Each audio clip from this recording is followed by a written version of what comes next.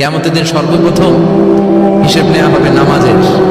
নামাজ, বিশ্বনবী ইন্তেকাল করবেন, রূহ বের হয়ে যাচ্ছে, দুই তিনটা শব্দ বললেন, এর মধ্যে একটা ছিল সালাত। সালাত, উম্মতেরা নামাজ, নামাজ, নামাজ ছেড়ে দিও না।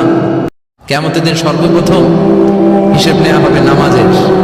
নামাজ, বিশ্বনবী ইন্তেকাল করবেন, রূহ বের হয়ে যাচ্ছে, দুই তিনটা শব্দ বললেন, এর মধ্যে একটা ছিল সালাত। সালাত, উম্মতেরা নামাজ, নামাজ, নামাজ ছেড়ে দিও না। কিয়ামতের দিন সর্বপ্রথম হিসেব নেওয়া হবে নামাজের।